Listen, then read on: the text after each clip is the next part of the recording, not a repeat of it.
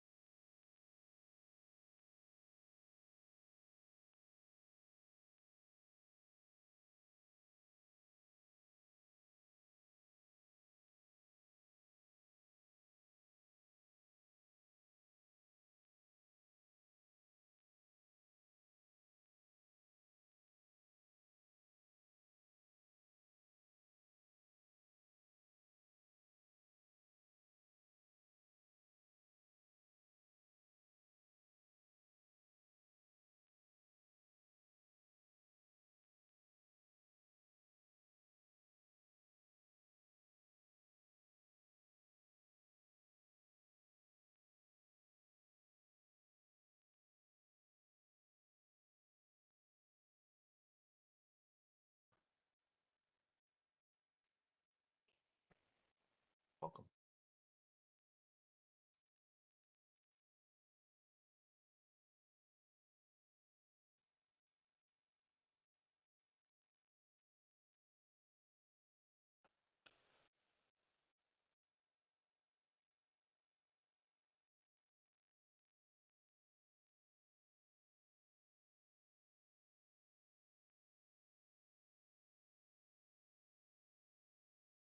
Good evening, everyone. I'm calling this regular meeting of the Village Board to order at 7:30.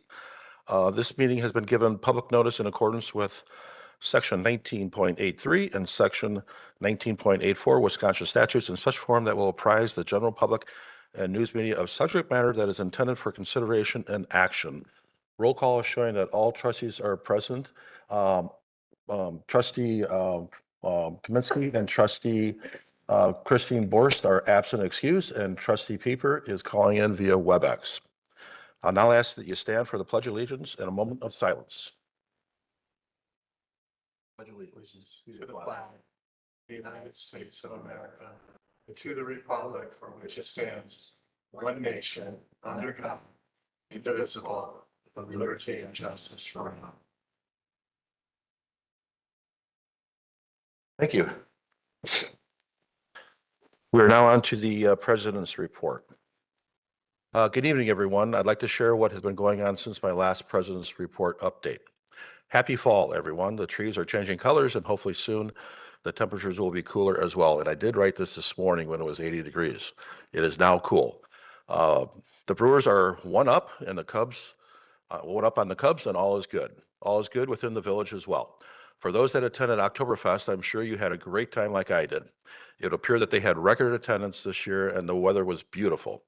It was also great seeing my fellow trustees there as well and engaging with the community. Over the past couple of weeks, I've had numerous meetings with staff, our village administrator, village attorney, business owners that want to expand their businesses, and parties that want to come into our community. I've also met with the executive director of the EDWC, which is short for Economic Development Washington County. We have a paid membership with the EDWC, and it's money well spent. The executive director updated me and our village administrator on all the exciting projects that they are working on to bring new and expanded development to our village, which means jobs and, of course, tax revenue. He also shared a recent success story on how the EDWC worked with Hartford-based prescription analytics on moving their HQ location to a larger site in Germantown. An overview of all this will be shared at our Economic Development Commission meeting later this month. Tonight, we're going to get an update on the budget process, which I say has been very transparent. I am pleased that we have a balanced budget, and with someone who has dealt with multi-million-dollar budgets over the past 35 years, I want to say we are in a good place. Additional vetting of the proposed budget outside of what has already occurred over the past several weeks at the committee level will occur over the next 2 weeks at the Committee of the Whole or COW meetings. And our first COW meeting is this Wednesday at 6:30 p.m., so please come out. I do want to thank our village administrator and our finance director for having pop-up budget listening sessions for the community at the library and then at the farmers market. Residents asked lots of questions and appreciated the transparency. And speaking of transparency, starting next month, I'll be conducting listening sessions along with our village administrator at various establishments within the village. The intent is to create more opportunities to get your questions answered and for us to address your concerns. So stay tuned. If you're around the village this coming Thursday from 9 a.m. to 11 a.m., stop on by the newly opened Quick Trip for their official open house and ribbon cutting event, which is sponsored by the Germantown Area Chamber of Commerce. I'll see you there. And speaking of the Chamber, a very special shout out to them for launching a series of videos highlighting and celebrating all that is good about our community. There are 5 short videos on topics that include a welcome, one on economic development, one on our great school district, another on our awesome parks and recreation programs, and the final one on tourism. The themes vary from welcome home to we are open for business to dreams and careers begin here to learn, play, and grow, and finally, join us in Germantown where there is something for everyone. Go to the village's website or check out our social media to view these awesome videos. Next week, we'll be having our Standing Plan Commission meeting where the commissioners will discuss a wide variety of items to include reviewing a planned development at Blackstone Creek. In addition, a public hearing of this proposed development will also be conducted. In closing, I'm looking forward to our meeting this evening as we work together to move Germantown forward. Thank you. We are now on to announcements of forthcoming events of public interest, committee and department reports. Trustee Kaminsky is absent and excused. Trustee Rick Miller. Yeah, I think next Public Works meeting will be November 5th, Wednesday, November 5th. And the General Government and Finance will meet on Monday, October 20th in this boardroom, 5:30. Great. Trustee McCutts. Public Safety will meet in this room November 3rd at 6 p.m. And there is also a fire safety fair on Thursday, October 16th from 5:30 to 8 p.m. at the fire station on Edison Drive. And there's going to be some different events and you can meet the firefighters and Germantown Police K-9 will be there also. Great. Trustee Jan Miller. Thank you.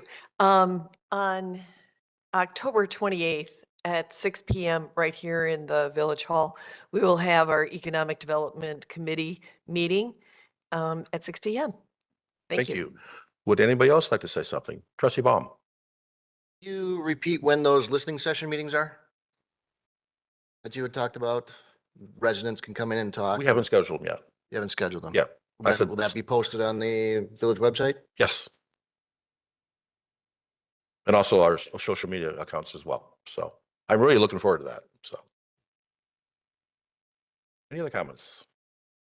Okay, moving on to item 6, citizen input. Would anybody like to come forward and speak tonight? Come on forward. You have 4 minutes. Good evening and welcome.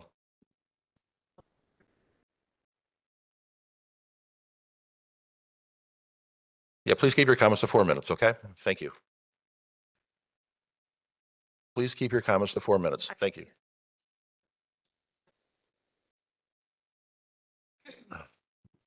Try your best. Thank you.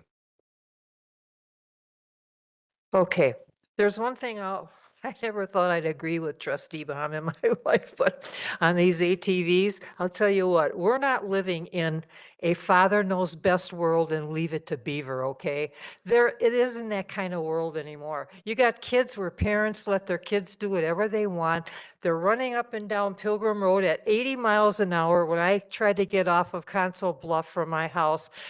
It's awful. And on Mequon Road, it's the same thing. They cut you off. And you know what? There may not be no problems now, but once you pass a law and it becomes very dominant, there's going to be more and more of it. And don't think these kids aren't going to take a chance. Oh, let's go here and see what happens. So I really think that's a bad move. Anyway, up to the next thing. Just listening to Mr. Cricklow tonight upset me because it's like you're already planning on spending $30 million of our tax money.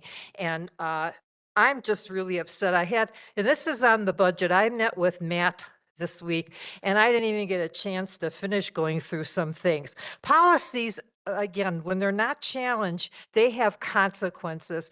And it sounds like you all are I don't want a board of 8 people deciding how you're going to spend $30 million of my tax money.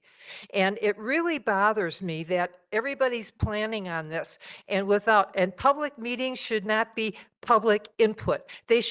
Public should be sitting here allowed to ask questions, not timed, and get an answer from the board. That's how public meetings that I've seen are held. You muzzle the public when you do that, and that's not the way you have a public meeting. That's not how you spend $30 million of our money. And this board has been responsible. Everywhere I go, they say your board's the problem. They're the ones that voted for all this stuff. And this board has been responsible for some unwise decisions in the past few years, and they need to take the initiative to be more frugal in their decisions. We are buried in unnecessary debt. We're buried in this. This is crazy. And I don't see any for sale signs on that. Those properties should be up for sale before we do anything and spend on another project in this community. We're going to be in big trouble. Again, Walgreens is closing stores. I just heard now, and I'm into the investment issue. Walmart is going to close stores because of business. You know, people's budgets are really hurting a lot. And you need to separate your personal opinions, and you have to vote for what's right according to what's right for the people of this community. That's who you're here for. That's who put you here for. And when you're not responsible to do that, somebody has to take the responsibility.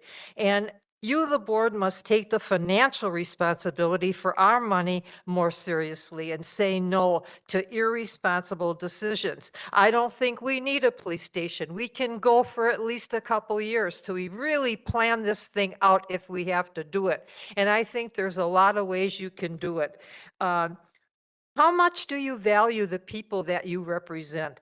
And I would like to know that. And one thing I'm going to hit on is with Matt, I worked on, when I looked at the budget, I said, how much do we pay on salaries? They want to put a 3.5 salary increase. You know what that is?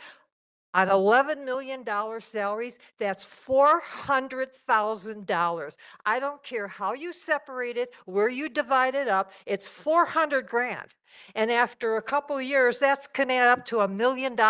Why do people need an extra 3.5%? I want a 3.5 off on my taxes then, okay? I'm paying for that. You don't need a price increase. That should be on a merit basis only.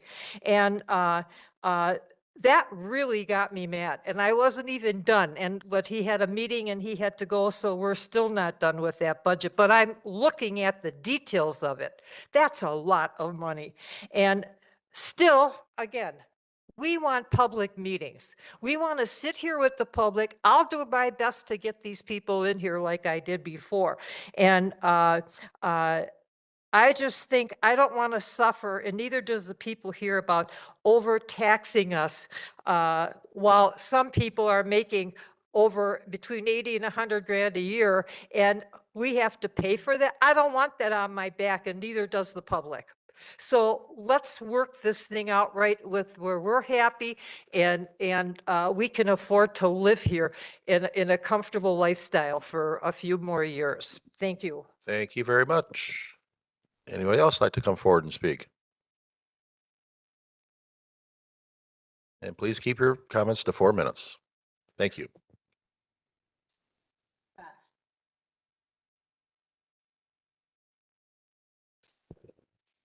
Melanie Smythe, N140W17938 Cedar Lane. Good evening.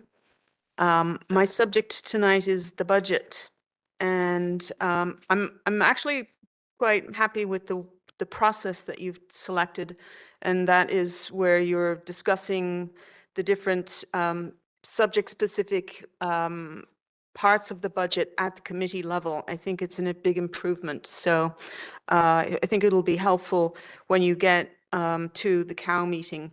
One of the things that could make it better, and this has been discussed before, is to start sooner, but also to provide trustees with the look only into the Tyler Munis so that they can dig into some of the numbers. I've got a couple of handouts, so I'm just going to pass these along as I make these comments. Our current debt is over $100 million.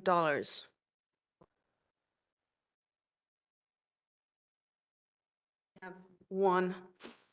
And so where is the plan and when is the discussion about paying that off? We need one. We just seem to continue to accumulate debt every year. And looking at this, no, that one, no, this one. Looking at this chart, we will have paid $58 million on borrowing $111 million over time, over the next 18 years.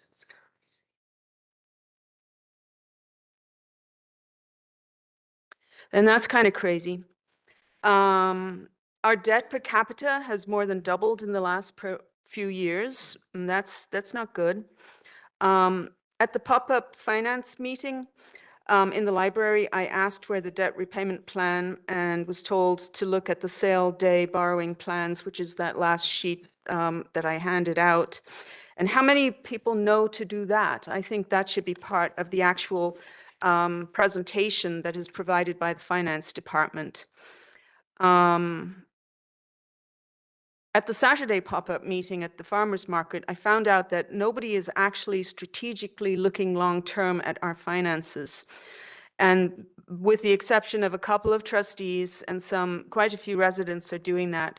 So I'm strongly suggesting that this is something that we need to take a step back and we really need to look at what's going to happen in the next few years, looking at that capital improvement plan and actually spread out the expenditure over time, where we seem to be just gleefully, borrowing at least $3.5 million every year, and then, oh, we need another road, oh, we need another this.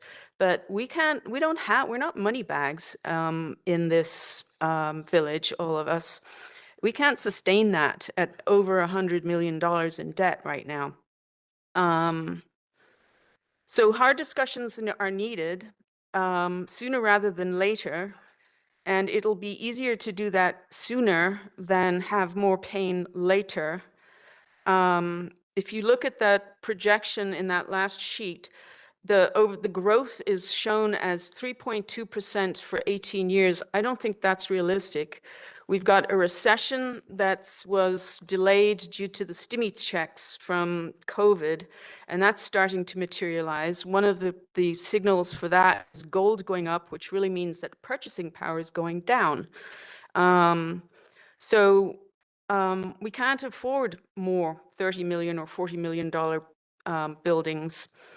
And I would like the staff to think about themselves as living here, and these are their taxes, so that they can put themselves in our shoes. And here's a few more notes on the actual capital improvement plan. Thank you.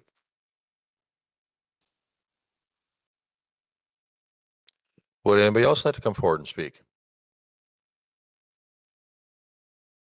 Good evening and welcome.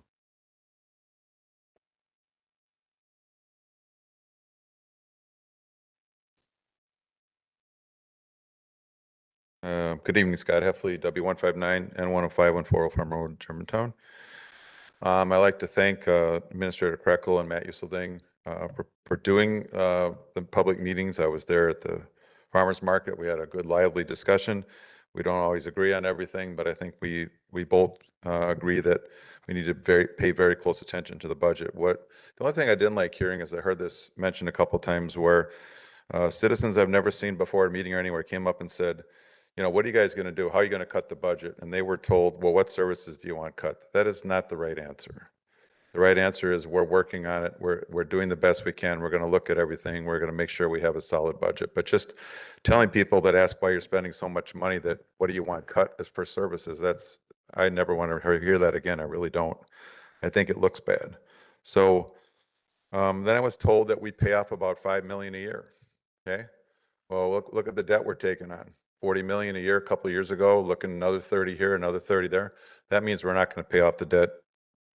I don't know when, ever. 5 million a year. If we get up to 150, 200 million in borrowing, how are we going to pay that off? So we need to really, really, really take a look at the budget. Maybe we don't have a budget crisis, but we have a borrowing crisis. We are borrowing literally for everything. And I saw a lot of funds that got moved over from normal budgets over to borrowing to help balance the budget. Well, again, I'll say it again. I'll say it over and over again. It's not a balanced budget if you're balancing it by borrowing. That's not how you do it. Corporations don't do it. I know municipalities are not businesses, but you got to start thinking that way. You just can't borrow your way to prosperity and borrow your way out of the hole. We need to do real cuts inside this village.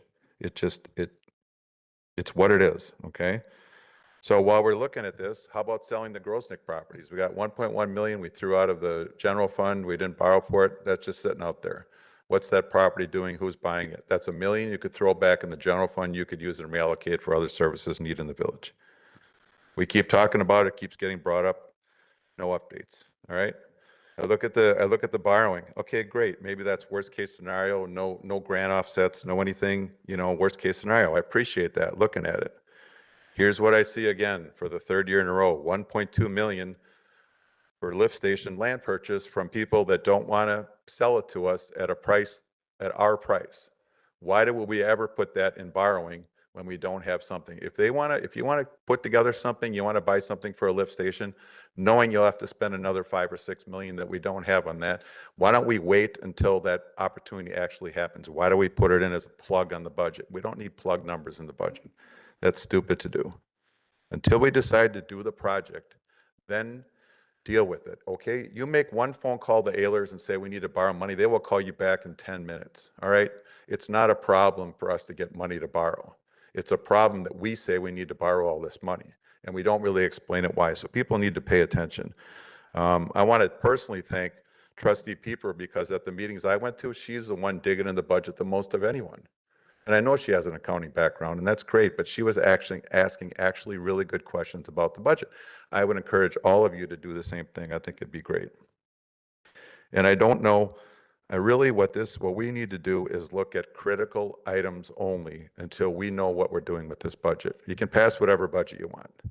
Critical items only.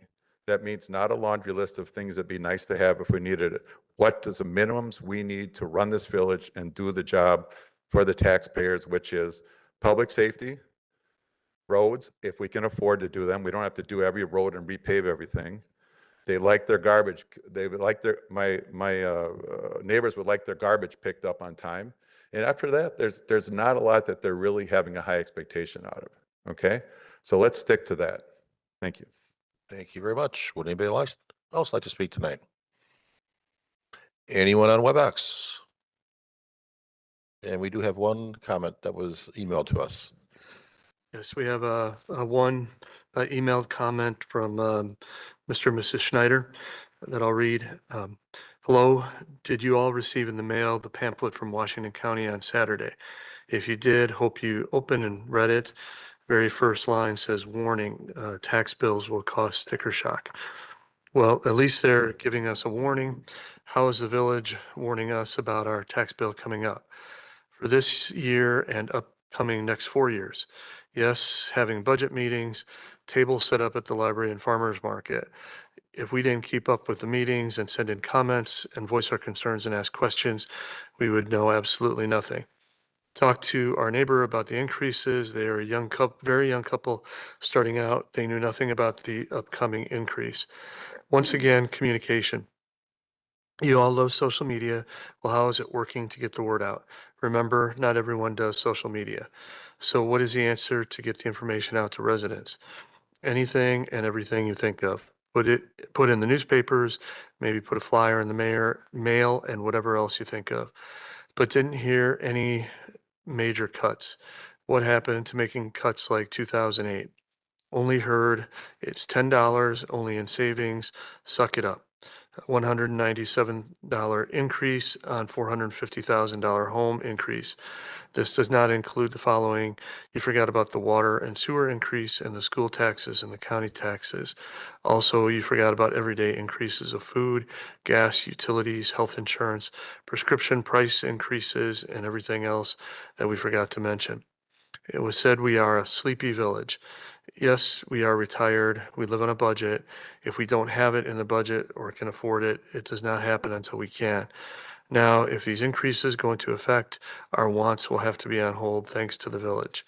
Due to all increases in daily expenses, we don't believe in borrowing either.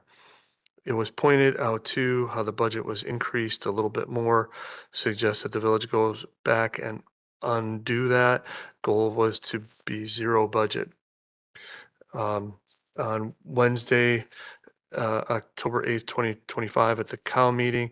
That will be at Village Hall at 6:30. We hope you all will have very sharp pencil to start cutting the budget. Don't ask us where to cut either if we did it. It would be major cuts to every department to the bare bones again. No pay increases in pay for all too. That is up to you, not us. Very disappointed again in the village and the board. How did you all let this get so out of hand?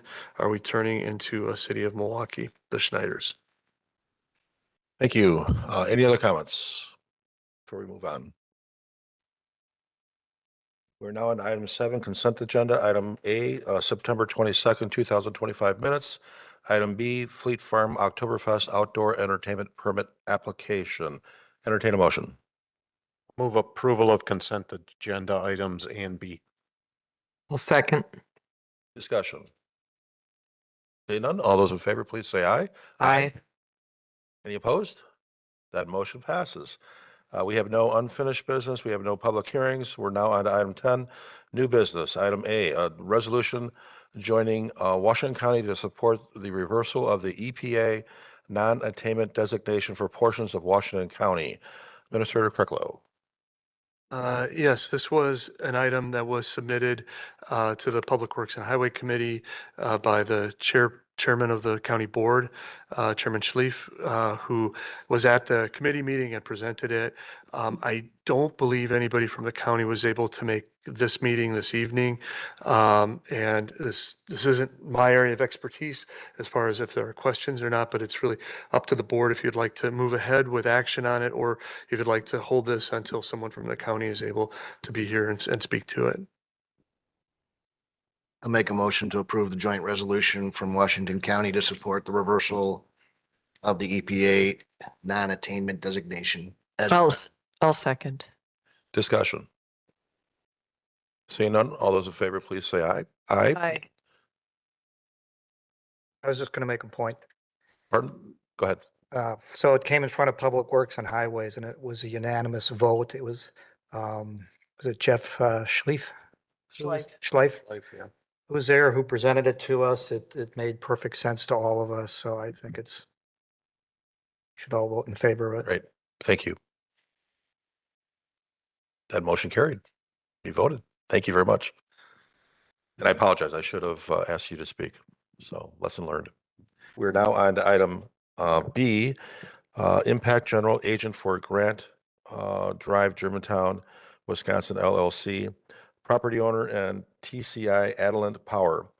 Certified survey map to combine 2 existing parcels into one, parcel totaling 12.45 acres. Property located at W132 and 10611 Grant Drive in the Germantown Business Park. Move approval as presented. Do we have discussion? Trustee Warren. Actually, it was letting Donna know I was the second. Donna. Yeah. Okay. Are we going to listen to the summary first, then have discussion? You want a presentation or? I just. Based on your question. It looked like in the last document in your, all of your summaries, I think it's in the staff review memos. It seems like there's a lot of information that's still you're waiting on.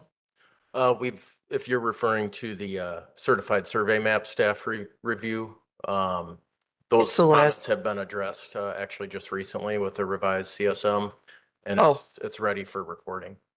Oh, and so is this the new CSM? Correct, yep. Oh, okay. So all the points on that list have been taken care of? That's correct. Great. Thank you. Further discussion? Seeing none, all those in favor, please say aye. Aye. Aye. Any opposed? That motion carries. We're now on to item C, update on the 2026 budget process. Administrator Krecklow. And actually, our finance director, Uselding, is going to make a brief presentation.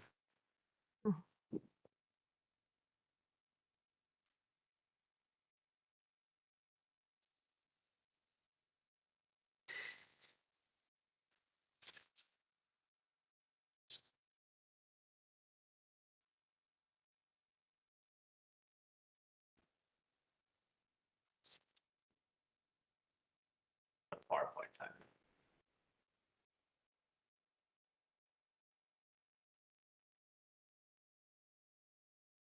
My apologies. I thought I put the PowerPoint on here, but it looks like I put the PDF version. But either way, I'll go through the PowerPoint if Brian could help scroll down for me. So I just want to provide a quick update on the 2026 budget process, knowing that we have the committee of the whole meetings coming up over the next 2 weeks. So over the last several months, staff, the committees and department heads have worked together to draft and create a 2026 budget that is balanced. Over the last month, we've had 5 committee meetings, 2 at GGF, 2 at Public Works, 1 at Public Safety.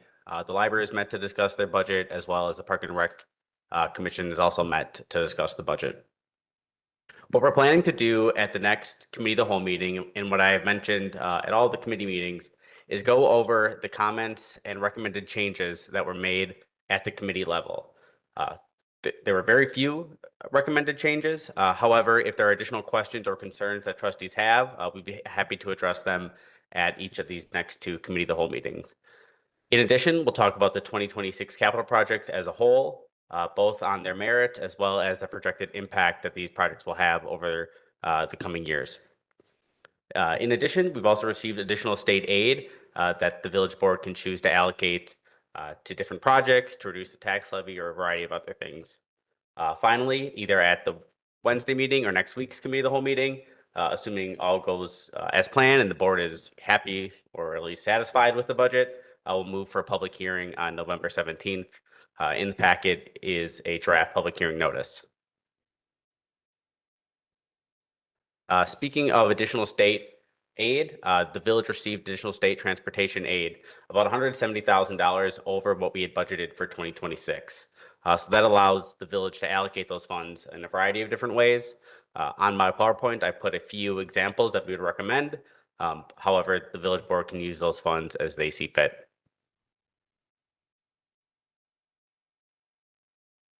I skipped a page. State transportation aid is typically used for municipal road maintenance and repairs. It is currently allocated to our highway department budget, which is $3.2 million. I put a few examples of what those funds go to support in the general fund.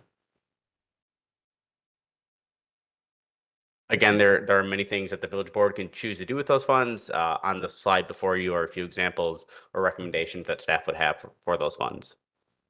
That decision can be made at the committee of the whole meeting. I'll take any questions.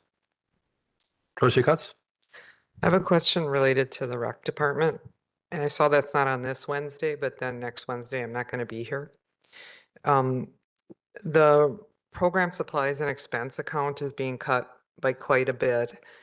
And I want, I guess, to find out from you what we can do. Like there's a Music in the Park has their own donation line, and I would actually like to see a line under miscellaneous revenues for the programs and expenses, because when someone donates money for t-shirts for a program, it just goes into the general revenue, yet they get dinged for the expense instead of it going against that expense. So there is a donations line for the rec department, so that does offset some of the expenses.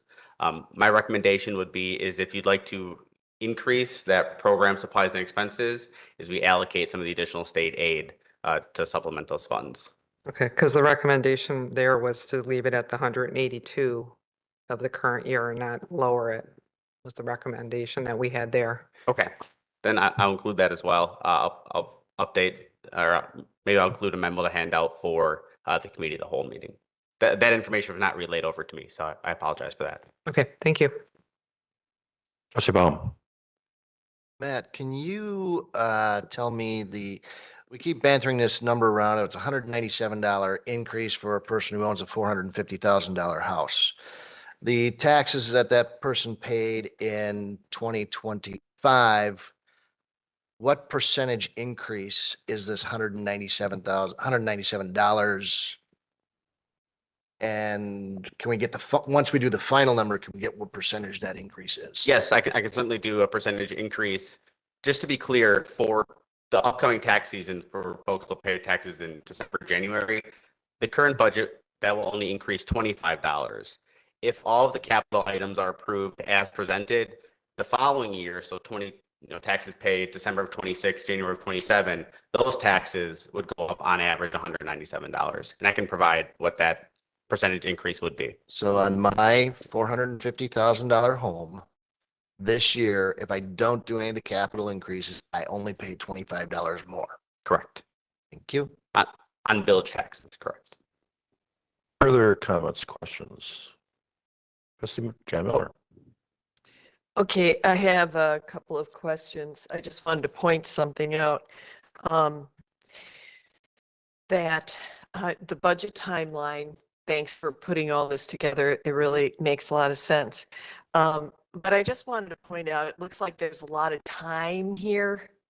But in June and July and August, the budgets are going through staff and the departments. And so the first look that the village board here gets is, it was on or about September 15th, on or about. I believe it was September 2nd. The original plan was September 15th, but at Okay. BJF, they requested that it come a little bit earlier, September 2nd. Okay, The first preview, I agree, the first full look was on September 2nd. We did do a preview in June, but the first full, here's what's drafted was on September 2nd. Correct. Mhm. Okay. So I was looking at it as far as a timeline, and I just wanted to reiterate that you all are doing this full time. We're here, not me, most have full-time jobs, and we're doing this because we're elected officials and we want to learn more and more and more, okay? Because it is a very tough tax year. So instead of 90 days, let's say you got 90 days, I'm looking at a time span of about 30 days. So we will have questions, I hope, at the committee of the whole meetings. And I also wanted to ask, let's say we're at the committee of the whole meeting on the 14th. I would like to have an understanding of what is the regulation, state statute that we have to give for our residents for this public hearing? What is the timeline? Do we just need a week, 2 weeks? What do we need? I'd probably defer to the clerk on the class 1 notices, but the notice has to be posted 14 days before the meeting. So Okay. working back from November 17th, I have to have the meeting to the paper on October 20th, or the hearing notice to the paper on October 20th. Yeah. When you say paper, you're talking newspaper? Correct. We have to publish the public hearing notice. Has that changed over the last few years? No, we've always done the public hearing and the budget adoption at the second meeting in November. The paper's gotten a little stricter on their timeline, so it's pushed us back a little bit over the last few years. But they won't publish our notice without adequate time to go through it. So we're still dealing with the same process we've been dealing with for many of years. Yes, But 15 days is like the beginning of November. I'm just, correct. Yep. but the newspaper But wants, they need it roughly a week before it goes out, and then it's due, the Monday they have a whole process for when they post the notices and the timeline they have. And the clerk is very familiar with how strict they've gotten over the last few years. And we will, that we post appropriately on our village website and social media accounts too, Oh, so. absolutely. Yeah, over the last few years, we've used two newspapers. We traditionally used, I believe, Northwest Now. We've also posted it in the Germantown Express the last few years. The Germantown Express, because that's what the school board does, and people are kind of used to looking at that. Mhm. Also, we have a greater distribution list. Okay, state transportation aid. What is the total amount of the state transportation aid that we support, that we receive? In 2026, we're going to get about 1.8 million. This year, we received 1.63. Right there. So, and then,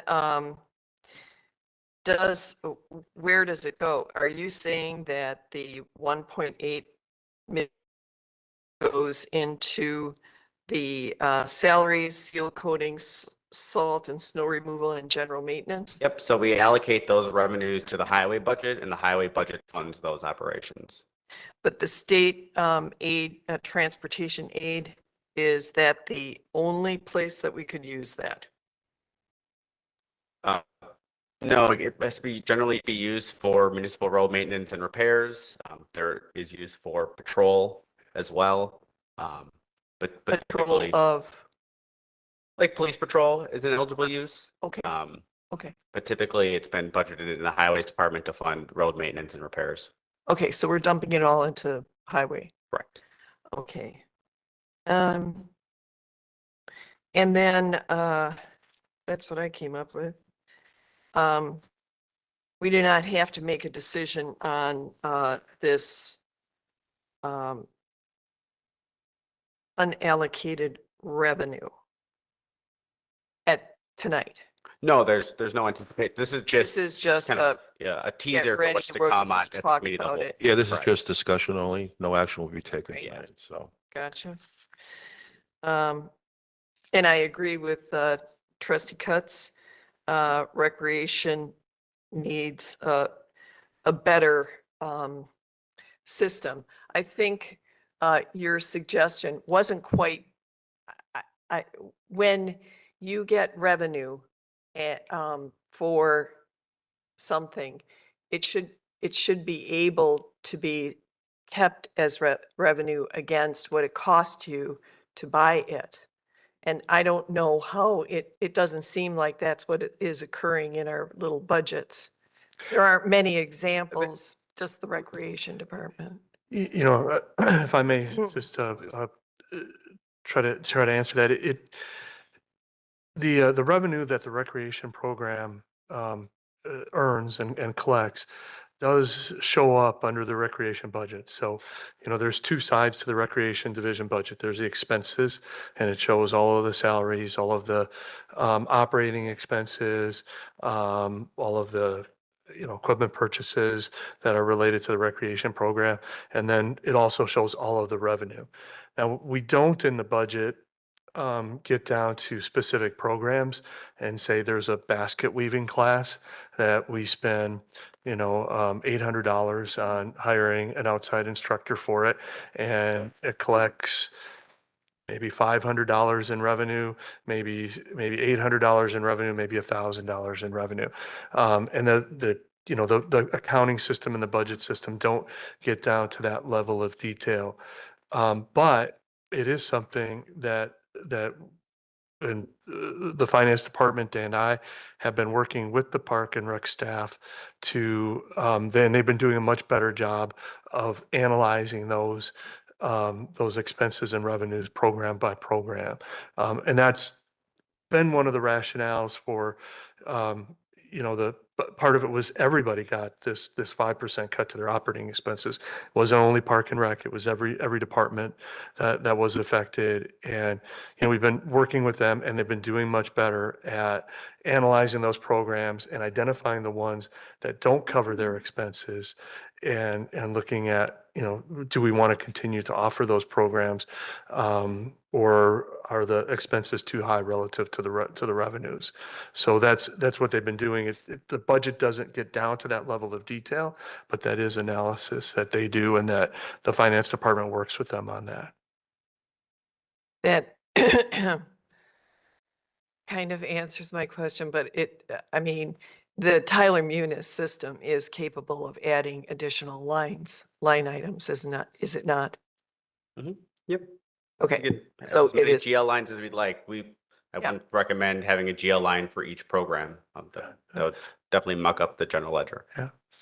And it creates more labor for the rec department too. Then they have to, then when they get, invoices in, when they're tracking their time, then all of that has to be recorded down to a finer level of detail.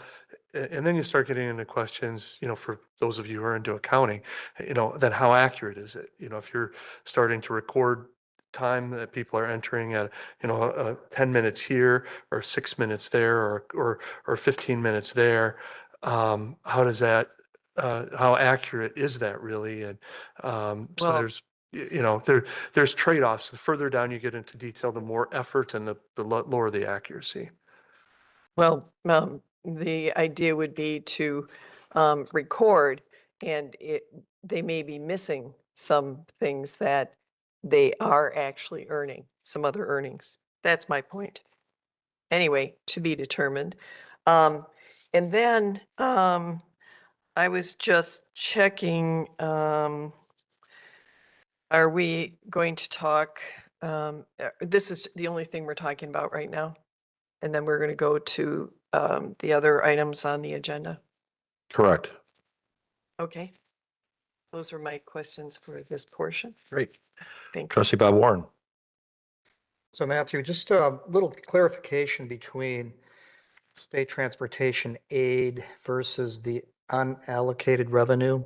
Just looking at your table here, we spend the aid on the highway budget, salaries and benefits, seal coating, salt and snow removal, general maintenance. But then as far as, and again, I understand these are just options for the available funds. You talk about seal coating, which was mentioned above, but then we talk about recreation programs. That's qualifies for transportation aid. Same question related to, well, I understand capital items, but we could also reduce the tax levy with that money too. It doesn't have to go to transportation. Correct. So we currently spend more in the highway department than we receive in aid. So essentially any aid, we can reallocate that tax levy somewhere else. So essentially $170,000 of additional levy that we can work with to do whatever the village board desires. I.e. tax levy. We can reduce the tax levy with this Correct. unallocated transportation aid. Correct. Okay, thank you. Further comments, discussion? Oh. Trustee Miller. But don't we borrow for the highway department? We're talking just the general fund here. I mean, we do have capital items within the highway department, mostly the road program and some other Okay, larger capital. remember equipment. my question. Thank you. Further discussion? Okay, well, thank you very much. I think this is my first time doing the budget process at the village. I thought it went very well. I loved the committees doing the heavy lifting. And I'm looking forward to the cow meetings coming up. So I appreciate all the support and the guidance you folks have given and all the questions you have. Looking forward to Wednesday. And if there's any questions you have ahead of time, it's always helpful to get those ahead of time just so I have the answers ready for you. If not, we'll be ready on Wednesday. So thank you. great, thank you. Okay, we're moving on to item D, the 5-year capital improvement plan. Minister Krecklo. Sure, and our Public Works Director is coming up and he has a presentation that he's walking through, but while we're putting that up on screen, I just wanted to make a couple of comments regarding the capital improvement program and some of the challenges that we're looking at in the future. First of all, I think when you talk about people's property taxes and what they get in their bill each year, and also, generally, the impacts that they see throughout in the services that they get. The capital improvement plan probably has more impact both on people's property taxes and on quality of life in the community. So I think it's a really important, maybe the most important part of the budget. The other thing, as you look at the numbers here, and as I think we've done better at, this is just a couple weeks ago actually last week had my 8th year anniversary here. And so it's good to be here. So I would say thank you for that. Thank you for having me here for 8 years. I appreciate that. But, we've gotten a lot better at doing things like PASER ratings. We've gotten better at taking a lot of steps on asset management, tracking all of our assets, understanding where they are, what needs to be done. And we've gotten a lot better at capital planning. But one of the things that we've learned is that there's been a large backlog of projects that have accumulated over the years. And I think what you're seeing in this 5-year capital plan and what you're seeing in the proposed budget is that we're trying to address those backlogs. And we are trying to space that over, a reasonable period in time. But what we don't want to do is add to the backlog. And that's why, as you look at this presentation, you're going to see some large numbers over the next few years. And, one of the comments talked about the city of Milwaukee, and that's where I started my career. And I spent time with the city of Milwaukee, with Milwaukee County, and the biggest problems that they have from a financial perspective are not keeping up with maintaining their infrastructure and their assets. And you can see a lot of different stuff if you're interested. If you drive on a road in the city of Milwaukee, there are horrible roads that have deteriorated that are difficult to drive on. And I don't know how they dig themselves out of that hole.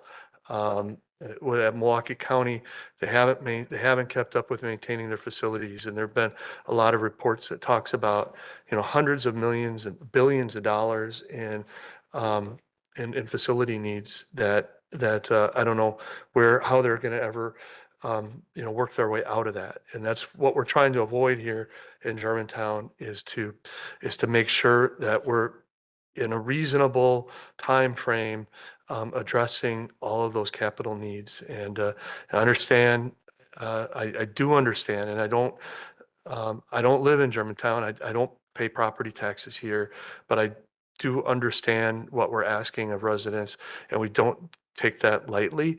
I also don't want to be responsible for allowing facilities and infrastructure to deteriorate further, where expenses in the future are more, or repairs or upgrades in the future are more expensive, or things break down and impact the services that people receive. So that was a little bit longer than I wanted to speak on that, but I thought it was kind of an important point to make before Matt starts making his presentation and going through some of the things to look at over the next 5 years. Yeah, that's a good background. This is a very brief presentation on the 5-year CIP. The actual full document was attached to the agenda item as well. We could take a look at that following the presentation and have a discussion if need be. Ultimately, what we're looking for the village board to do is to approve this 5-year CIP. And I'll mention this at the end too. We're not approving any funding. We're not approving a capital budget or an operating budget. This is just showing that the village is planning and tracking potential capital costs for projects and equipment and so on appropriately into the future. So we did a very similar presentation last year. I'm just going to go through the major projects that are identified for the 2026 budget, major equipment purchases in 26, and major programs. Briefly talk about studies and plans, and then go over some of the later years in the 5-year window for CIP. So this is just pulling straight out of the document and the titles of the projects or the equipment and the costs associated with it. So when we're looking at the 2026 budget, we have, like Steve mentioned, some pretty big ticket items here. One of those that was discussed a little bit earlier tonight was the police building design. That's currently budgeted for $3 million. We have the construction of Fire Station 2 addition or expansion at about $6.1 million. There are some big projects coming up in the sewer utility. We've talked about those pretty extensively at the Utility Advisory Committee and at the Public Works Committee. But they involve major upgrades to the Old Farm and Main Street lift stations. We want to get that effort underway by doing the design work for those upgrades on the stations in 2026. Also in 2026, we're paying our share of design services for the Mequon Road resurfacing that's planned by the Department of Transportation to take place in 2028. So the majority of our obligation to that project is the $275,000 that will go towards design services. This is a project that's run by the DOT, but will come right down Mequon Road through the center of town here. So we'll see that when we get into construction in later years. We won't have the same price tag. Also, similar price, we're estimating about $275,000 for potential repair work on the Maple Road bridge. That's design and construction dollars. I mentioned this at Public Works that there's a critical deficiency, not enough to shut down the bridge or anything like that, but it's a deficiency that needs to be addressed with that bridge. This is the bridge over Goldendale Creek. And right now, to our best guess, that's going to be around $275,000 design services plus construction in that. And then Steve talked a little bit about asset management. Since I've been here, that's something that I've really tried to make some strides on. And this GIS system transition cost of about $30,000 is going to be a very important step in being able to do more advanced asset management and also utilize the talents of our asset manager who started with us earlier this year. So those are major projects that we have outlined in 2026. Major equipment purchases. So there are police squads. There are fire department staff vehicles, one patrol truck for DPW, a sidewalk tractor, and a highway parks pickup. These are kind of the biggest ones. There's other equipment that's not listed here, but I just kind of pulled out the big ones. I do want to mention there is some opportunity for savings from the DPW equipment request. If we modify our code to change how the village does sidewalk maintenance.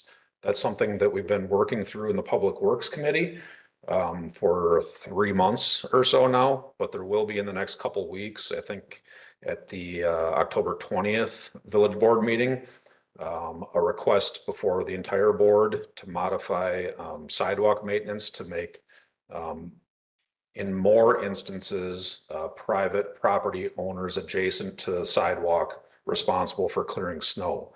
If we get that change, then we can reduce the cost of this sidewalk tractor and eliminate the purchase of another piece of equipment that would save about $170,000. So those are equipment purchases that we're talking about for 2026. Major programs. We presented similar programs last year, technology hardware upgrades, and some of these I'm not the expert on, but there's others in the room that could address them if there are questions. The road program is going up slightly to just over 1.6 million in the proposed budget. And that reflected a change last year. It had been set at 1.5 million for a number of years. I don't know the exact number of years, but for quite some time.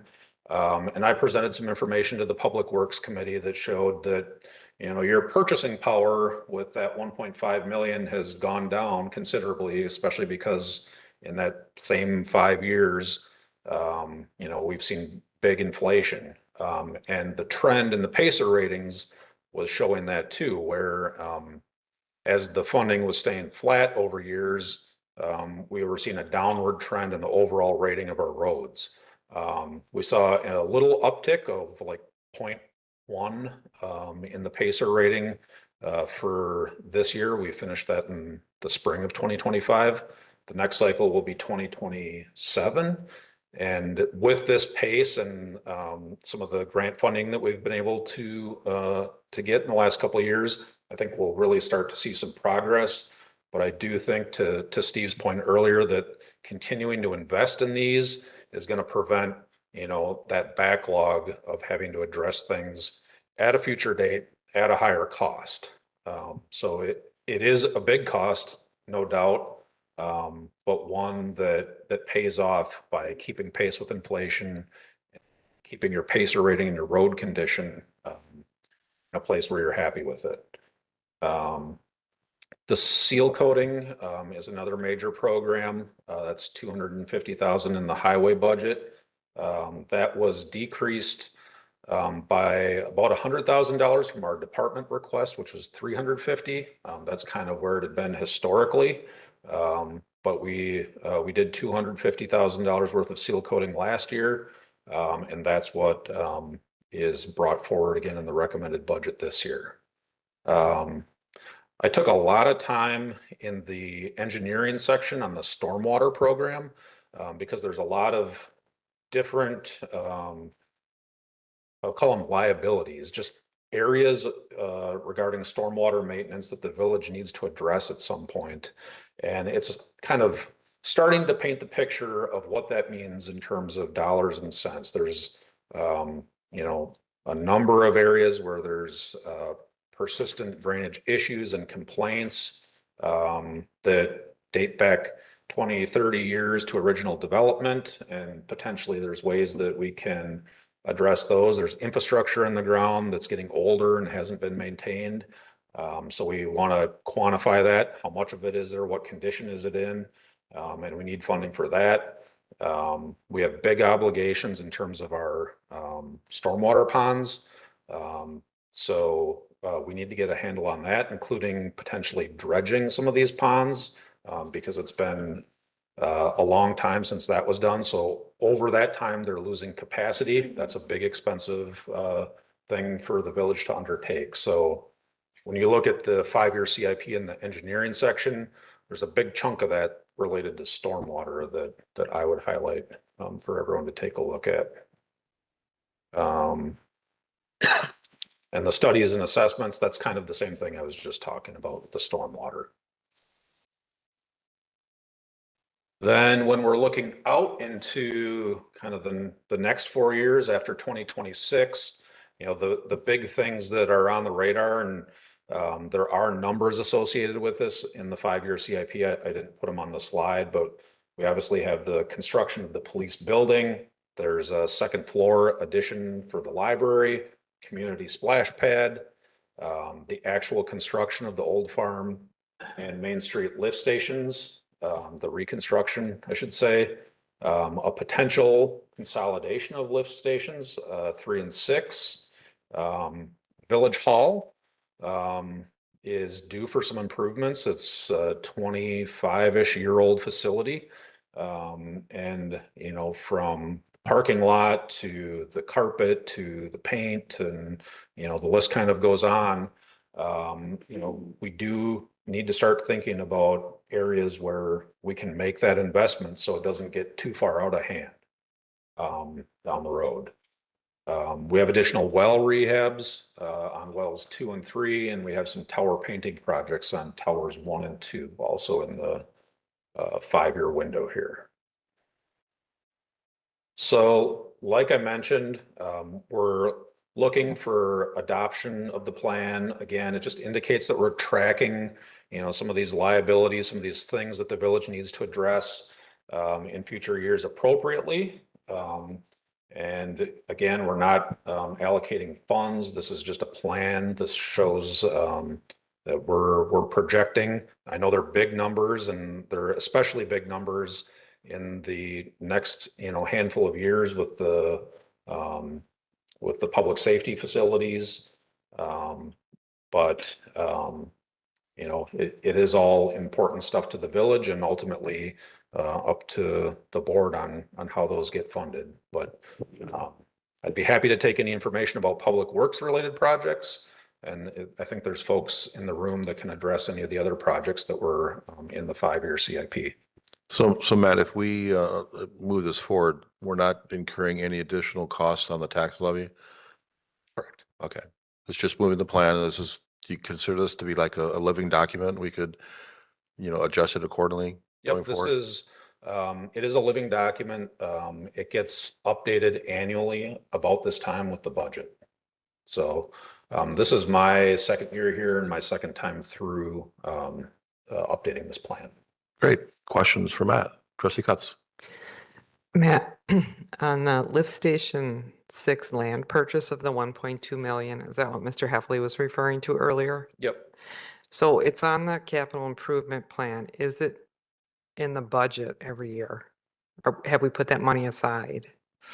Yeah, and let me, if I can kind of explain, there's a couple of steps in these processes and some definitions to know. So when we adopt the 5-year plan, there's no spending authority, there's no cash related to it. It just kind of lays out, here's what the plan is over the next 4 years. From a capital perspective, when you adopt like the 2026 budget that you'll be doing in November, you'll be adopting the capital budget. What that does is it creates an authorization, and it basically says the board is giving approval to move forward with this project. And in the case of the land purchase, for that project, it's saying, all right, staff, we want you to start moving forward with this and taking the steps to actually make this happen. But there's no actual cash in that account, and there's no authority to purchase the property. So there would have to be additional steps that would take place before that happens. So if the board decides to approve that in the budget in November, then the village attorney and public works director and I will start the process of talking with the property owner and seeing if we're able to negotiate a purchase price. And then that would come back to the village board for approval before, any money would be spent to determine if you want to do that. Is a purchase price reasonable? Is it something that we can afford and all of that? Okay, and that would be an approval. And then in addition to that, in the spring, the borrowing would take place, and that would be where the actual cash would be put alongside it. So there's multiple steps in approval for that. The budget authorization in November would be the first step in that process. Basically, the board saying, yes, we understand what you want to do, and we want you to start that process, but there's additional approvals that would have to take place before there's any land acquisition or there's any money borrowed for land acquisition. So up to this point, we have not borrowed any money towards that lift station. Correct. Okay, thank you. And then the same would hold true for the $3 million associated with the police design. Correct. Because we heard tonight in public safety, that's a lot more work needs to be done on that. Right. So. Right. That means that allows that if some point during 2026, and maybe it's not till the end of 2026, you want to move forward with design, in order for us to sign a contract, even if it's December 31st, 2026, we need to have the budget authority to actually execute that contract. And that again would require board approval and all of that. The borrowing may or may not take place in 2026, but it provides the budget authorization to move forward with the project. Trustee Baum. Matt, can you clear up some misinformation that I keep hearing? The property that you are looking to buy is better than where we are at today. It is higher. It is a better location. We're not going to be deluged and have it underwater like our current station is? Yeah, correct. The opposite side of the river, where, you know, the land that we're interested in purchasing, is slightly higher in elevation, but the way the contours work through that area, the water tends to push off towards like the east side of the river instead of the west side, and that's what we saw. Okay, so this is a better location than we currently are in. Yes, it was drier than the location that we were currently in. Correct. Okay, then, I was just gonna add to that, the other part of wanting to relocate across the river is that it makes the consolidation of lift stations 3 and 6 possible, where we couldn't really accomplish it on the east side of the river. then a secondary issue, Steve, or where'd our other Matt go? Is he hiding somewhere? Can we start, we're forecasting all these expenses. Can we start forecasting the income? These TID districts are gonna start closing shortly. Can we see something? Because if I'm collecting that money, I may be willing to spend some money. But until I know what's coming in, Sure, it's one of the things that we've been talking about, and we're tentatively planning to put together a 5-year forecast for operating budget and revenues, and present that to the board before the end of the year. because I'm seeing just in the budget that we have so far, the TIDs are currently paying about $7.5 million to pay off debts Yeah. to those TIDs. That number is going to increase as we move forward closer to closing out, I assume. So I'd like to have some understanding of that. Trustee Jen Miller. Oh, well, I have so many questions. I'll stick with the lift station. Matt, when you say it's slightly higher, the $1.2 million property that's been on this list for over 2 years, and it hasn't solidified into anything, and the urban legend is they don't want to sell it to the village. Well, I wasn't involved in negotiations you're new. at the time, but, you know, I think that in the previous negotiation, it ultimately came down to they didn't want to sell it to the village at the price the village was willing to pay at that time. I don't know, you know, what has changed in our calculus, and I don't know what's changed in the buyer's calculus. I do know that there's a for sale sign on the property. So, they are interested in selling the property. It's just a matter of getting this step in the process approved and then working with the seller or their agent to see if we can line up. It didn't work 2 years ago or whenever that was. But that isn't to say something hasn't changed where they're considering less because, you know, in all honesty, it sat there for 2 years and they haven't done anything with it. Or we're willing to pay more or somewhere in the middle. But it is a piece of land that works well for the sewer utility, and that's why the continued interest. Why would that be better? Because as I look at it, I guess I want an honest answer. Was there any water in their parking lot across the river in that parcel? I mean, everything was wet. Then, but there was nowhere near the degree, we wouldn't have been building a dam around the lift station if it was on that side of the river. Yeah, that site was, I was there often, as you know, Yes. and that site was, to me, it was fine. There was some water in the parking lot. It did not get up to the building. My assumption is when you do this thing, you would have appropriate mitigation in place. I mean, what we had was a 1,000-year flood. Will it happen 5 years from now, 10 years from now? No one knows. But that site is better than the existing site. And and quite frankly, why is it in there year over year? I applaud that for being in there year over year from a transparency standpoint. I mean, if we would pull that out and put it back in next year, that may cause some concern. Why didn't we have visibility of this? So I have no problem with it being in there. So It's been criticized for years. Yeah. So I guess I'll just continue the criticism. And what would it cost to put in a new lift station? This isn't the end of the spending then. No, and we don't have a cost. But if you look at, what we're paying to remodel Old Farm or Main Street lift station, the Old Like- Farm is at Three, it's 9 million. Main Street is 6 or 7. So if we're talking about a new lift station, then it's more than those numbers,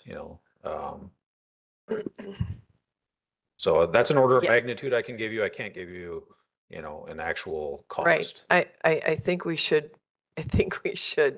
um, take care of the lift stations that are underwater, literally. I mean, I know that one was, but, Old Farm has been also. Yeah, Old Farm and Main Street, I mean, they need to be done and they're first on the priority list for the sewer utility. Their expansion is also needed to meet growing demand. So as development continues, most of the flow comes through Main Street and through Old Farm. Right. And, there will come a point where they're not sufficient to meet the demands of the flow. Right. So part of the Old Farm and Main Street project is also upsizing. Right. Yeah. Understood. I'm sorry, may I just quickly interject one other piece of information I think is important to that? We will also be coming forward through the Utility Advisory Committee and the Public Works and Highway Committee with some increases in sewer connection fees. And, when we talk about increasing capacity, that's one of the things that we try to collect money through our connection fees on the sewer side, impact fees on water and other facilities. So that when you to hear some of these numbers, the intent is to be able to generate some significant revenues for connection fees and impact fees to pay for a large portion of those from new customers that are coming into the village. The lift stations are very important. I look at this parcel as something that should be offset by selling one of the parcels that we currently own, either on Pilgrim Road or Grosnick property. I mean, I think we need to start looking at things that we own that we don't need to support some of this expansion. Can you know gonna- exactly it's what gonna they're needed happen. for? It's The only ridiculous. thing that's That is, unique that about statement is this just land ridiculous. purchase is that it's sewer utility, and that's, Oh, we're dealing with, a rate and customers, essentially ratepayers on the system. sure. This isn't part of the general village, accounting. Okay, I'll give you that. But I think that we need to take care of things that are falling apart that we really need first. So I'm not a big fan of that. And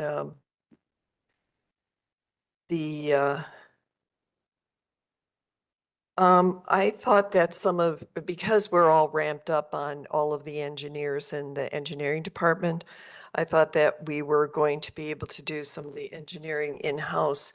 So how can you speak to that regarding the 660,000 for Old Farm and Main Street? That's highly technical facilities and sewer utility engineering, that we don't have the capabilities for in-house. Okay, so is this the fee, 660 for Rukert and Milky? That's our estimate at this time. We don't have a proposal.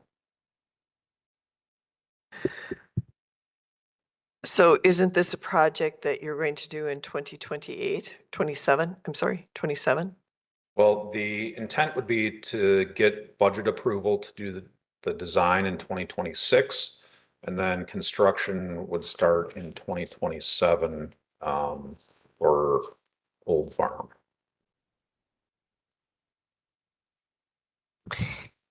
And then we'd need another, is that on your CIP, the Old Farm and the Main? They're both Yes. on there. Are they both 2027? Or one's 2028? we could pull it up. I think I have Main Street as 2028. But Yes, you you know, do. for planning purposes, I think primarily it's more important just to show it kind of in this 5-year window. It's a separate document.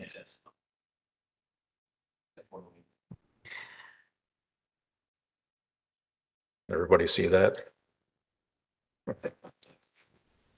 Wait, let me put my. Oh, glasses yeah, on. right.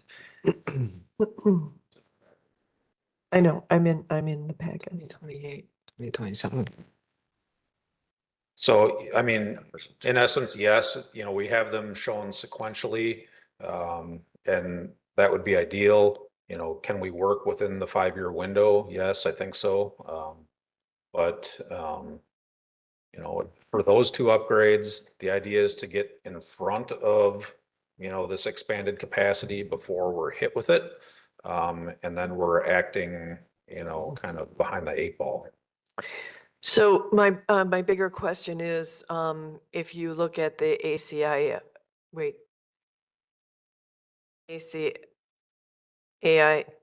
What is the ACFR? Did I say it right? Yeah, the ACFR Annual Comprehensive Financial Report. There is little to no increase in our water usage village-wide from 10 years ago. So I would theorize that the sewer is about the same. Why are we building all these sewer? Is it because all of our, well, I know Old Farm and Main Street are failing, but why are we even looking at the one on County Line? The one on County Line is also an old lift station. They're all relatively old and have served a pretty good useful life. So it'll need to be addressed. Its location is not ideal, as we just experienced in August. And then there's the, you know, added benefit of potentially eliminating a lift station, which does reduce long-term obligations for the village by a significant margin as well. So Which one would go away? 3. Where is that? It's on the west side of the village. Where-ish? It's Road? Division? No, it's not. I don't have the exact location. Yeah, it's roughly around Appleton. Oh, Appleton Avenue? Yeah. I don't have the exact location. Okay, it's Appleton Avenue. I think this, I think one of the things that I appreciate you putting this all together, and it makes sense. And I don't think we ever had this before, so kudos to you. What I would like to know is if the utilities are separate, then how does that equate to the village budget? Well, So the let's utilities say are- we have the 9 million coming up. Let's say it's coming up. How do we get that money? The 9 million for, A lift station. I can. So each one of the utilities is set up as a separate fund, and that's Right. and just for people who are listening, a fund is a set of self-balancing accounts. So you have expenses and revenues have to equal for the fund. And so if these projects go forward, we would borrow money and the utility would pay the debt service. So the utility would have to pay would have to collect enough revenue in their quarterly charges to their customers in order to pay the debt service on that. So then if the utility is paying for it, the residents that have sewer will pay for it. Yeah, well, not only the residents, but the businesses, everybody who receives sewer service from the village would through their rates that they pay for the cost of the infrastructure that's necessary for that sewer service. Mhm. And So one of the things that I think should be also looked at in this whole budget that we're going through is the debt repayment program, 5-year. You said you were going to be working on what the operating, what was it? Operating, 5-year operating 5-year operating plan, yeah. plan would be. All of those components are part of this budget. And it's really a disconnect. And then also where the TIFs will close and we'll get some revenue. And what's the plan for selling our properties? That these are questions that my residents are asking me. Maybe they don't ask the other trustees. Well, There's no plan to sell the properties, Jan. And you know that, and you know why. Because we need an RFP. part of that No, question. because that- trustees like you will not make any progress on the actual project at We hand. already voted to get an RFP. I guess we're waiting for an RFP to go out for a village center plan. Well, we've been talking about it for how many years and there's been no movement. Why would we, so if we're sending it out for RFP, why would we even consider selling the property then, Jan?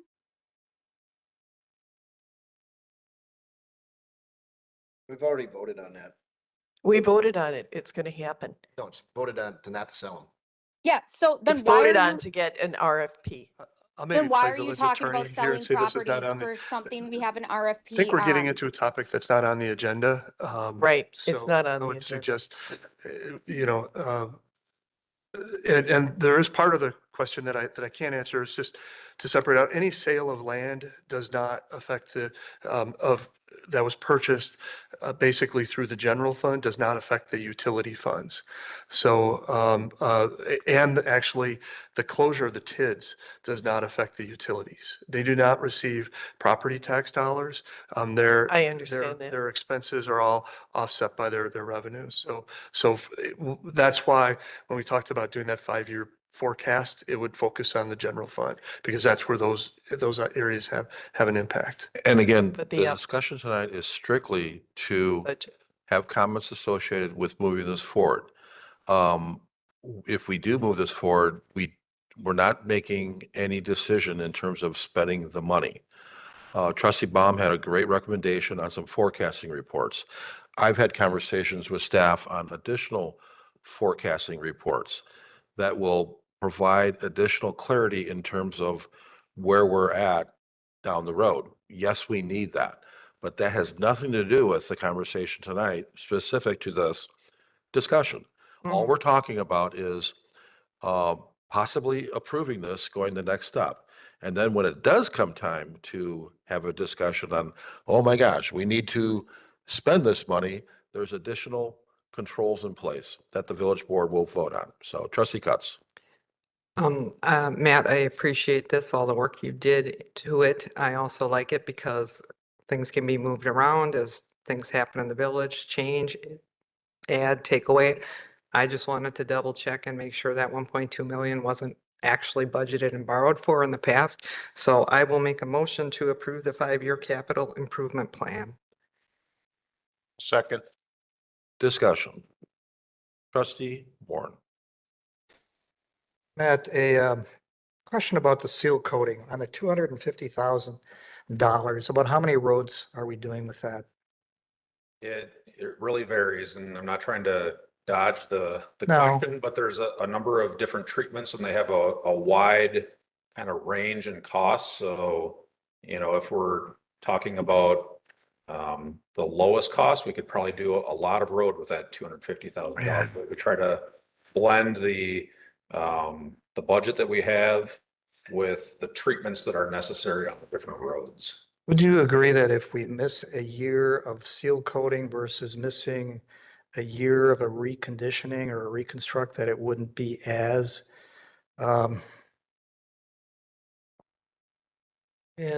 detrimental? I mean, I'm not really sold on seal coating. Okay, that's where I'm coming from. And I'm looking at areas where we can reduce the budget. And I just feel that seal coating, I think we could afford to cut that back even more or eliminate it for a year, and the impacts wouldn't be felt as bad if we were trying to stay ahead of the reconstruction. Now, certainly hear what Administrator Kreckler was saying, how far behind Milwaukee is, and we got behind too, because there were several years where we weren't doing any reconstruction at all, and we're getting to be in a good place. But I just question the value of the seal coating as part of that program.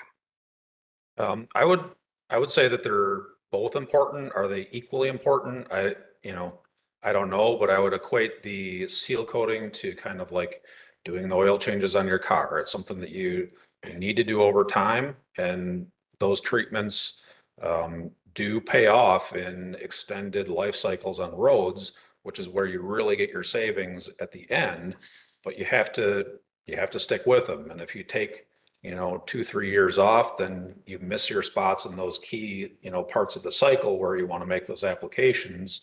And then instead of the cheap treatment, the cheapest treatment, you're looking at something more expensive later in the life of the road, and then the road is failing sooner. So I think the consensus in the industry is that that is an effective treatment, and we're one of a number of municipalities, most of our neighboring municipalities, that use the same approach.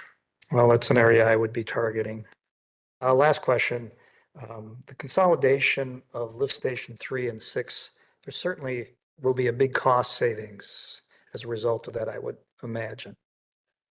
Yeah, there's certainly the operating cost over time. So that's the big savings there.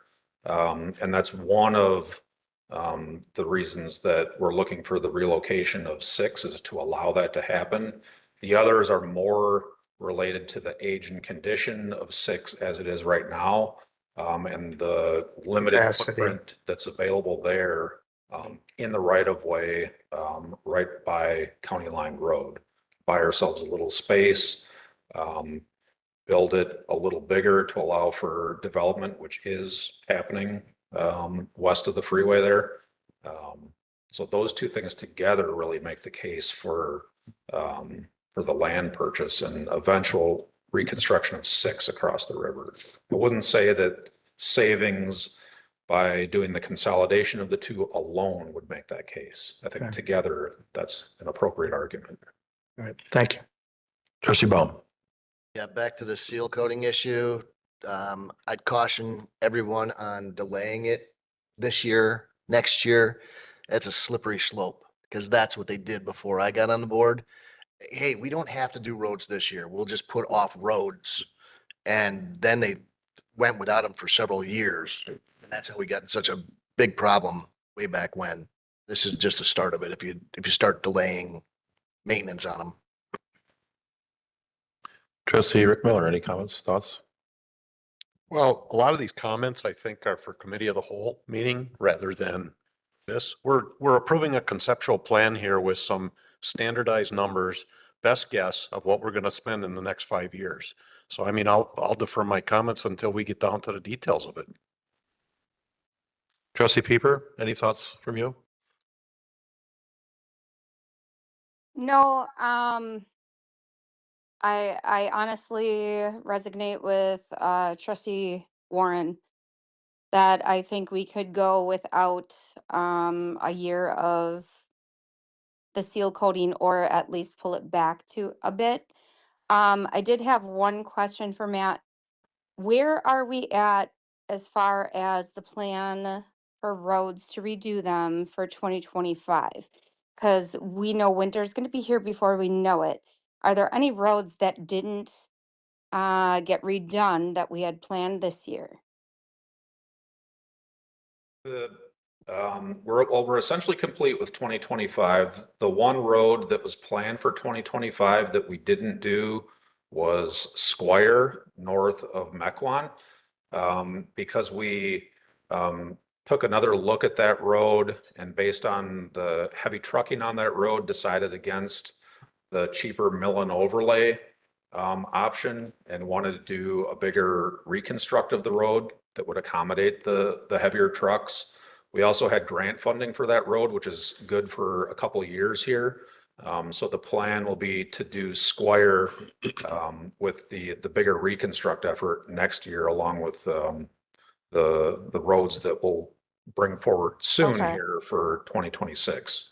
So like my father always told me, if you're gonna do something, you're gonna do it the right way first. You're not gonna sit there and do it, excuse my language, half, whatever, fill in the blank. So I completely understand that. Um, will that affect the roads for 2026? It will, but we'll have to take a look at what eventually gets approved. If we're approved at the amount that if we're approved at the amount that we're requesting, then I think, we can probably accomplish all of the roads. If we're approved at a smaller amount, then we may have to look at moving, some segment that, has approximately the same cost out a year. So explain to me how we have budgeted for all of the roads for 2026 to be done. You're saying we're not budgeting enough roads or enough money for those roads in the 2026 plan to be completed. Now, if nothing changes, with our budget request, we have enough money to reconstruct the roads. Now, there's a bunch of caveats on that and, things that become more apparent as we get into, more in-depth design on the roads. But as we see it right now, and based on historical costs, we feel like we can accomplish the 2026 plan, with the funding we're proposing.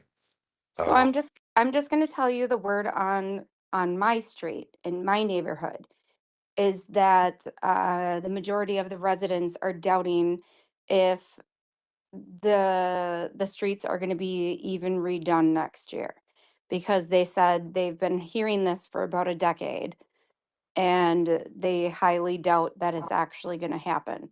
What can I tell them to assure them that by voting for this, it will actually get their streets done? Well, I don't think voting for this CIP will really accomplish that.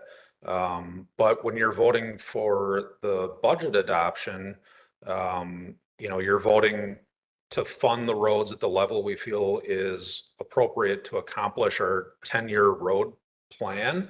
And the 10-year road plan has your subdivision, I believe, in 2026. And we tend to take that plan very seriously, for the closest couple of years, because we have to do the design and prepare the plans and specs and get them ready to bid. So, unless something major changes, we would bring those 2026 roads for the village board's consideration and get approval on those at the budget meeting or immediately following the budget meeting, so we can start that work. Okay. We all know how Milwaukee looks with their roads right now, as Mr. Kreklo stated. But we all know how Germantown's roads look currently as well. Yeah, we got Maple Road done, but Mequon Road and Pilgrim Road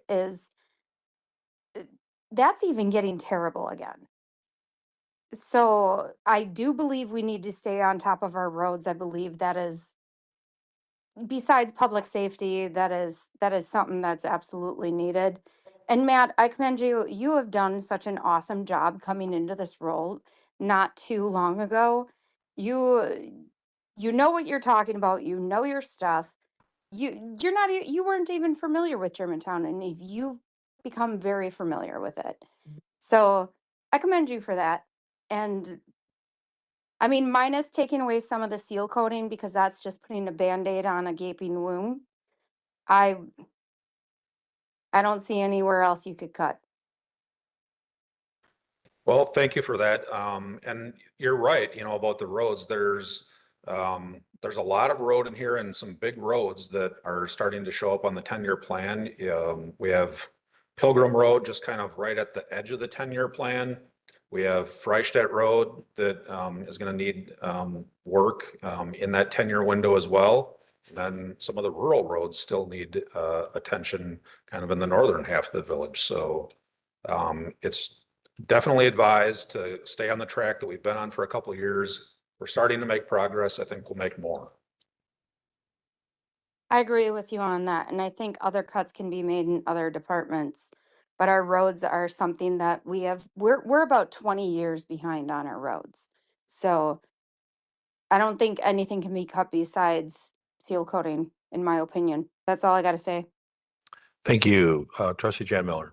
I want to be clear on this because there's a lot of the spending that I know has to be done, but I don't agree with the exorbitant amount.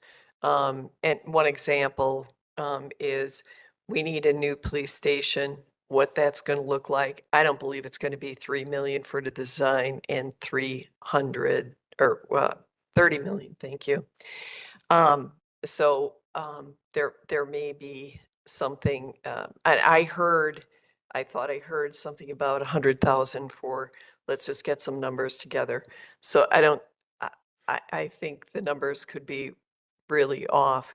So I want to be clear, Rick said that in committee of the whole, we'll be able to really take a stab at the actual numbers. Is that correct? Yes, Yes, that's that's correct. correct. Thank you very much. Further discussion?